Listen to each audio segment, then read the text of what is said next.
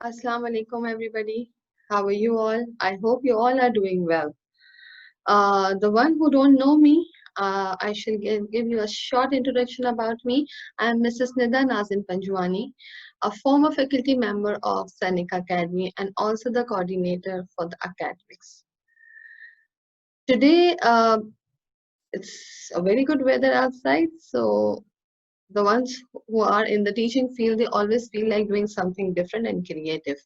So I had just got an idea in my mind, why not to share a very good and very simple uh, video with those who are entering into the O-level stream, or the ones who have this thing to write, to create something. So I thought to share some views and a very small tips so that they can proceed with a good critical writing. One thing which we should keep in our mind, especially the ones who are the beginners, who have this thing to write, they have this love for writing, for reading.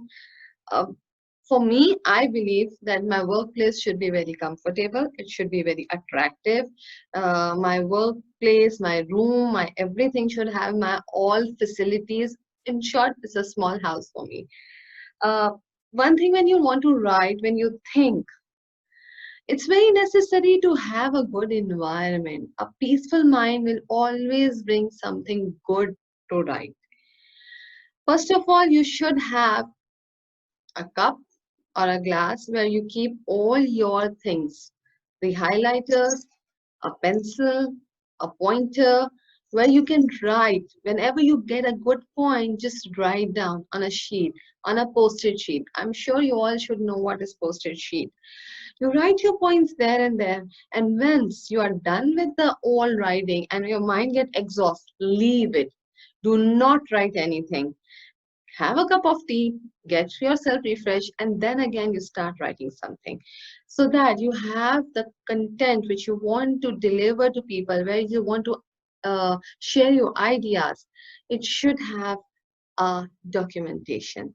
You have it written on the poster sheet that would help you very much to proceed with more and more ideas. Second thing, you should have a very good company. You should have a very good environment around you. I know it's difficult, and especially living in a Pakistan, it's very difficult to have a very peaceful around when you don't have any stress. But still, to achieve something, you need to create something. To have a good environment, you need to create a good environment for people. So today I'm here especially for the beginners, and there is a topic also which is in this book for the O levels. It's a very repetitive topic, that is good manners. I'm sure by listening this you would have lose your interest because it's not that good topic to be discussed on. But no, after thinking a lot of things, every bit, every breath, we have to have a good manners to become a personality, to become something strong, to become an influential, to have a charismatic characteristics in yourself. You should have a good mannerable personality. So so I can believe that there is a screen being shown to you. That is good manners. Now, one thing which I told you, that to have good manners, everything around you should be good, should be feasible, should be comfortable, should attract your personality. It always happens in our life when we are sitting in our home, we are in stressful environment, but when we see good things, when we memorize something good in our life, it had been happen, or was going to be happen in near future, we will have a good energy and a positive vibes. So starting with the good manners, I have created a small presentation, and I would recommend all the beginners for the O level, especially grade 8, 9, 10, 11, to see this presentation very carefully. And the teachers who are out there, they can share this kind of presentation for grade 3, 4, 5 levels, because this is a very comprehensive presentation. I tried my best to deliver. So we proceed with good manners. First of all, there are some magic words which we use to create a very good environment when we talk to somebody. That means when you need somebody favor, we use the word please. When we hurt somebody or we cannot hear anybody or we have skipped something, we use the word excuse me. There is nobody who can blame you for being sorry. You will never feel yourself small when you say a word sorry. Sorry is a very magic word. When you are on the peak of your anger, you may use this word sorry so that people will come to a peaceful environment and will continue a positive conversation and a positive image for you. Excuse me is not only when you want somebody to leave their place or give you some way to cross, it's also when you don't listen or when you cannot understand what the other person is saying you. And of course, not the least, the last word, that is thank you. Thank you is again a very, very, very important word that should everybody have in their life. A word, it's entirely, trust me, a magical word, that is thank you. For a very small deed, when you say somebody thank you, I think for me all stress is gone. Okay, this is a small table for manners. When you eat, you should have knife, fork with you to eat, so those the people who are sitting around you do not think that your hands are being dirty. Even you yourself in a, you are in the function or you are invited in some and some dinner or somewhere, and you use your fingers while eating, you yourself will not feel comfortable wearing good clothes and you're eating with the hand. I'm not saying it's against the culture, but I'm saying it's not a good manner, making others uncomfortable. Okay, then close your mouth when you eat. Do not take out chubby chubby voices so that other people get, oh, what's it's going on. Again, when you're done with the food, you say thank you, or if you ask somebody to share or give you or pass you the other dish where you want to have, you should say thank you. Eat slowly, do not talk, do not put toothpick in the teeth.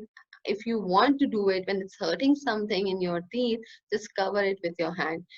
The seventh point, I would like every teenager to understand this very carefully, that today we all have our cell phones. We use it very much and we are not supposed to use it while we are eating food. I would recommend all the fathers especially because they turn out in the house in the late night. So I would recommend all the fathers to make this thing very positive and very clear to your family that they should not use mobile phone while they are having food. This is very important for a father or for a mother to spend a good time with them, with your child. I would ask all the parents to switch off their phone while they are having a family dinner, because I think for me, a night supper, the supper, it's very important meal of my day. I sit with my family, I share all my things, I grab their idea, I share their problems. And this is the only point where we discuss, we eat, and we create a relationship. So we come to the other agenda, that's place a napkin on your lap. People would laugh on this. Why we should put a napkin? But I always put on my feet because I like my clothes a lot. I don't want my laps to get dirty.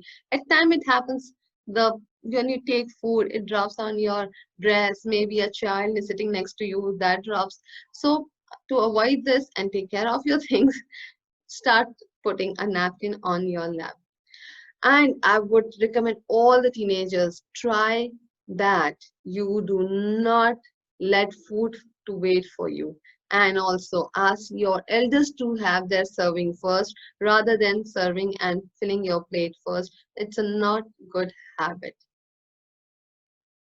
Okay, now we will learn about important manners to create your good personality.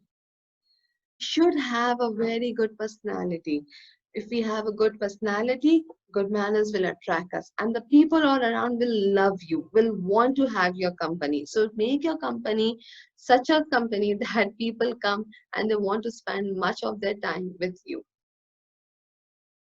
So Be thoughtful. Never speak when you don't know. First think and then speak. Be generous. You should always have an open arm for people to share your things. Don't be so critical that I'm not going to share my things. That's a bad habit.